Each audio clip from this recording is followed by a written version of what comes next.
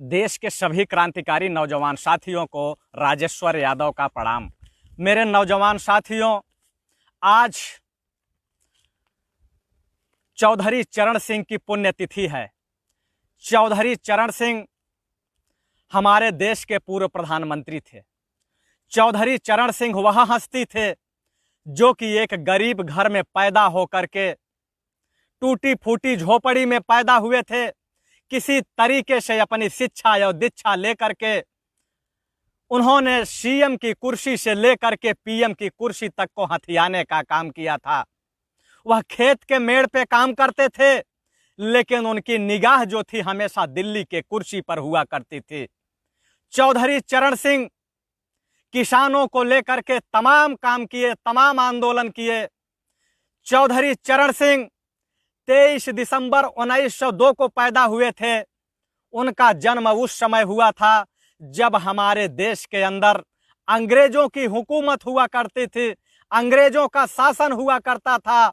और आप लोगों ने देखा होगा कि ये वही अंग्रेज थे जो किसानों को कर न देने पर, मजदूरों को कर न देने पर उनकी कोड़ों से पिटाई किया करते थे।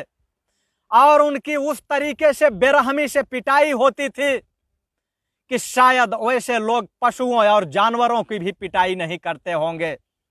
और जब अंग्रेजों का शोषण देश के अंदर होने लगा तो उस समय देश के अंदर पैदा होने वाले जो किसानों के घर में, मजदूरों के घर में पैदा होने वाले तमाम क्रांतिकारी मसीहा लोग थे, वो चाहे चौधरी चरण सिंह रहे हों, चाहे ज्योतिबा फूले साहब रहे हों, चाहे सावित्रीबाई फूले रही हों, चाहे शिवाजी रहे हों, और चाहे अंबेडकर जी रहे हों, चाहे पेरियार ललई रहे हों, चाहे ललई सिंह यादव रहे हों, तमाम क्रांतिकारी जो थे, जो कि किसानों के घर में पैदा होने वाले लोग थे, मजदूरों के घर में पैदा होने वाले लोग थे, अछूतों के घर में पैदा होने वाले लोग थे, जिन्होंने कि इस समाज को नई दिशा और दशा देने का काम किया, इस देश को गुलामी की जंजीरों से मुक्त करने का काम किया। ये वही मसीहा हुआ करते थे और उसी में जो है चौधरी चरण सिंह पैदा हुए थे। उस चौधरी चरण सिंह का आज पुण्यतिथि है और उस पुण्यतिथि के अवसर पर मैं उनको नमन करता हूं। ये चौधरी चरण सिंह वही हैं जिनका कि जाट परिवार में पैदा हुए थे और नूरपुर उनका गांव था, हापुड़ उनकी तहसील थी और गाजियाबाद उनका जिला हुआ करता था।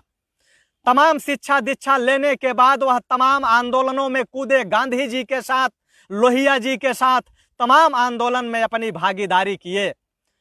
और जब वो सत्ता में आए तो सन 1952 में जब देश आजाद हुआ तो उत्तर प्रदेश के अंदर जमींदारी उन्मूलन प्रथा को खत्म करने का काम अगर उन्होंने किया, जमींदारी प्रथा को, तो वह चौधरी चरण सिंह को श्रेय जाता है।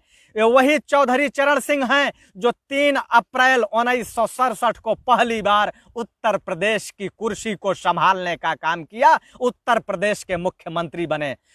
और वह 2 बार उत्तर प्रदेश के मुख्यमंत्री हुआ करते थे और 2 बार उत्तर प्रदेश के वो सीएम बने। 1979 को वो उप प्रधानमंत्री और वित्त मंत्री भी बने और ठीक उसके बाद वो प्रधानमंत्री की कुर्सी संभालने का काम किया। और आज का जो किसान है, आज का किसान बेबस, निरीह और लाचार हो चुका है।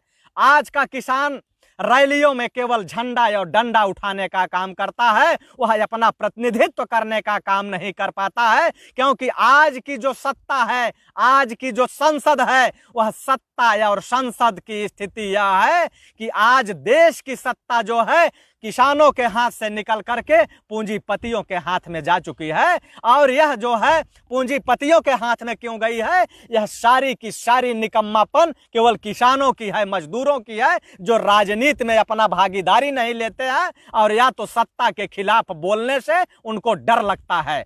अगर सत्ता के खिलाफ आप नहीं बोलोगे तो ये सत्ता में बैठे लोग आपके साथ अन्याय करते रहेंगे, अत्याचार करते रहेंगे। सरहद पर बैठे हमारे जो जवान हैं, जो सेना के अंदर रह करके इस माँ भारती की रखवाली करते हैं। और वही माँ भारती की रखवाली करने वाले लोग वह किसानों के घर में पैदा होते हैं और खेतों और मेड़े पर होते हुए वो माँ भारती की सरहद की रखवाली करने पहुंचते हैं।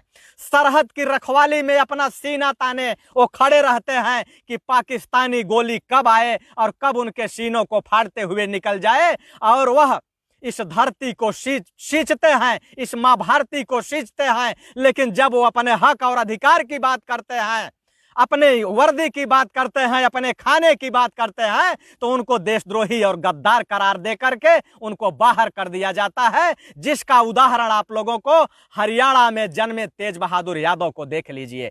वही तेज बहादुर है जिन्होंने कि सेना को कुपोषित होने से बचाने का काम किया।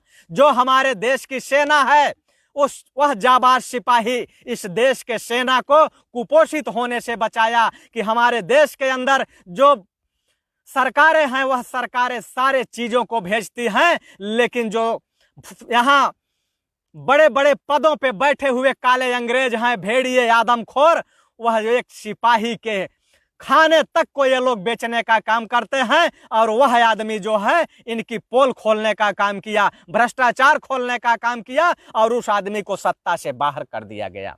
लेकिन आज संकल्प लेना होगा लोगों को कि जब तक देश का किसान और देश का जवान सत्ता के गलियारों में नहीं होगा तब तक किसानों के साथ और जवानों के साथ अन्याय होता रहेगा। इसलिए आप लोगों को संकल्प लेना होगा, चौधरी चरण सिंह की बातों को याद रखना होगा कि वही चौधरी चरण सिंह ये कहा करते थे कि अपनों खेतों के मेड़ों पर बैठे रहो, लेकिन आपकी निगाह दिल्ली की कुर्सी पर होना चाहिए, दिल्ली के संसद में होना चाहिए। जब तक किसान का बेटा प्राइम मिनिस्टर नहीं बनेगा, सीएम नहीं बनेगा, तब तक किसानों की दशा और दिशा सुधरने का नाम नहीं लेगी।